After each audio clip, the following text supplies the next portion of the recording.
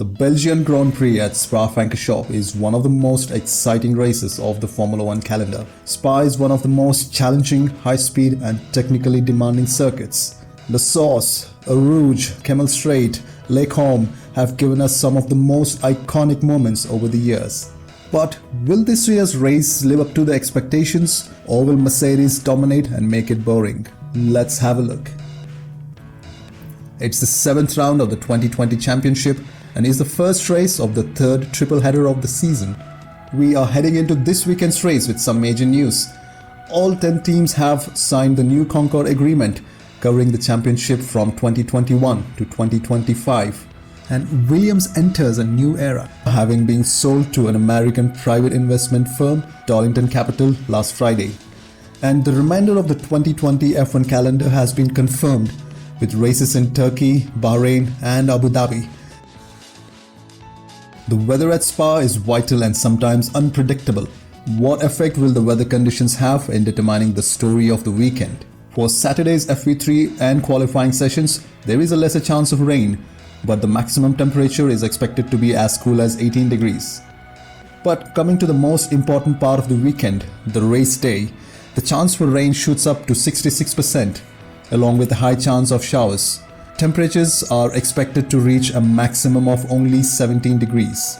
Pirelli's tyre allocation for the Belgian Grand Prix will be C2, C3 and C4 for the hard, medium and soft tyres.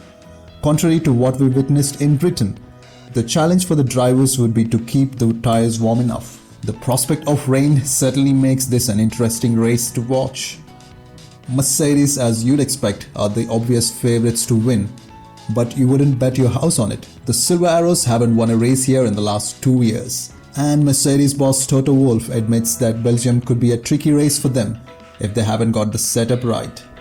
For Red Bull this weekend, and for that matter the next race at Monza, is a similar story, as these tracks play to the strengths of the powerful Mercedes engine. However, we all know how good Max is in wet conditions, so a combination of Max Verstappen and rain could stretch Mercedes' beat-and run at Spa for a little while longer. Max Verstappen is the closest competitor for Lewis in the World Championship, and he still believes he can challenge Lewis Hamilton for the 2020 F1 title, despite trailing the Mercedes driver by 37 points after 6 races. Max has won only 1 race so far this season, but it is his consistency that has kept him in the title race. The Dutchman standing on the podium at each Grand Prix since retiring from the season opener in Austria. Should he claim the title this time around, Verstappen would be the youngest champion in F1 history. This race will also be critical for Valtteri Bottas to keep himself in the title challenge, and he topped FP1 on Friday, while Max topped FP2. The greatest story so far has been the rise of the midfield teams, and expect a tough fight for the rest of the points positions. Now it's a strange story for Ferrari. They have won the last 2 races at Spa, and Charles Leclerc won his first ever Grand Prix last year. This year is however a different story. They are over a second slower than last year. Both the Ferraris struggled for pace during the Friday practice and failed to reach the top 10 in FP1 and FP2. Returning to the track will be an emotional experience for Ferrari driver Charles Leclerc. Spa was also the venue of a horrific accident last year involving Anthoine Hubert, a dear friend of Charles. Charles Leclerc stated it will be difficult to return to this track, and understandably so. Leclerc stated, "The Spa-Francorchamps circuit has a special place in my heart. While it is here I took my first win, it is also here where I lost a dear friend.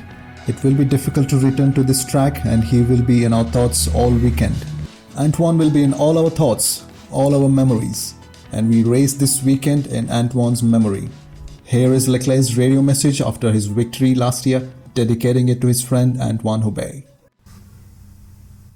Yes! Congratulations. Yes. Well done. First victory in F1. This one is for Antoine.